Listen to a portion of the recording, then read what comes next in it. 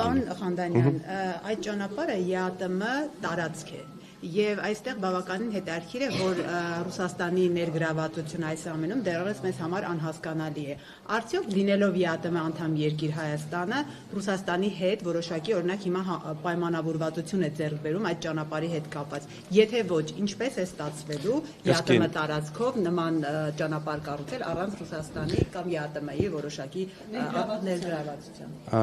Նախ Հայաստանը ԵԱՏՄ անդամ է, բայց այդ պնդումը մի քիչ տարօրինակ է, դա ԵԱՏՄ տարածք է։ ԵԱՏՄ կարգավորումները, ինչպես որ գործում են Հայաստանի տարբեր գործընթացներում,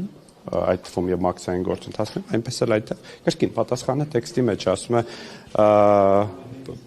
բոլոր Հայաստանի Հանրապետության բոլոր օրենքները, ընթացակարգերը եւ միջազգային պարտավորությունները պահպանվելու են նաև այս երթուղու վրա եւ այստեղ կարծում եմ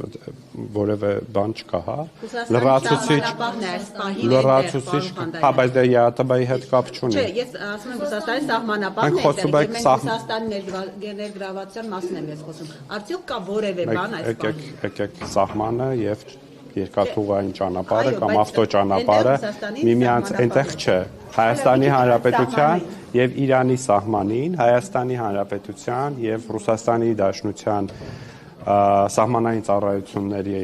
ծառայողները համատեղ ծառայություն են իրականացնում։ Սա Հայաստանի Հանրապետություն Իրան սահմանի մասին է, սա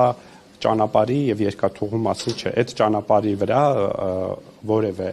Ռուսական որևէ ընկերություն Ռուսաստանի ներգրավվածություն ինչքան է դինելու այստեղ։ Ռուսաստանի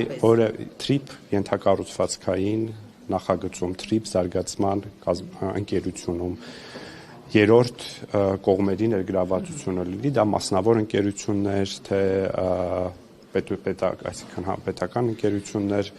դրանց ներգրավվածության հարցերը որոշվելու են Հայաստանի եւ Միացյալ Նահանգների փոխադարձ համաձայնությամբ, ինչպես նշված էր օգոստոսի 8-ի հռչակագրում, ինչպես նշված է այսօրվա շրջանակում։ Խոսքը բիզնես նախագծում ներգրավվածության մասն է։ Ինչ վերաբերում է ենթակառուցվածքների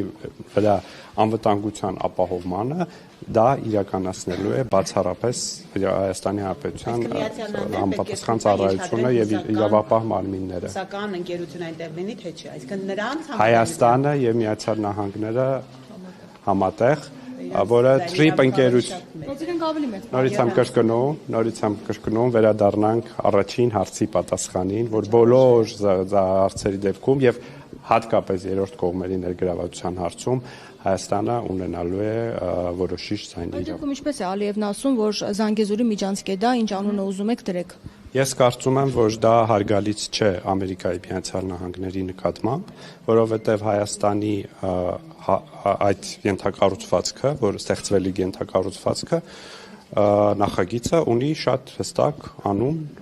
միջազգային լեգիտիմություն ունեցող անուն եւ հորդորում է բոլոր գործընկերներին օգտագործել թրիփ անվանումը։ Իսկ տրամաբանությունը, ինչպես փաստաթուղթն է հաղորդում բոլորին, հարևաններին, հեռու բարեկամներին, հայաստանյան ընդդիմությանը, շահագրգիռ կողմերին, ընդհանրապես միջանցքային չէ։ Իսկ ԱՄՆ փոխնախագահը գալու է արդյոք, այս մասին հստակ պայմանավորվածություն կա թե ոչ, ասում են, որ հունվարի վերջին է լինելու։ Եթե նման այց լինի, անպատասխանաբար արտգործնախարարությունը կամ վարչապետի աշխատակազմը կհայտնի կդարձնեն։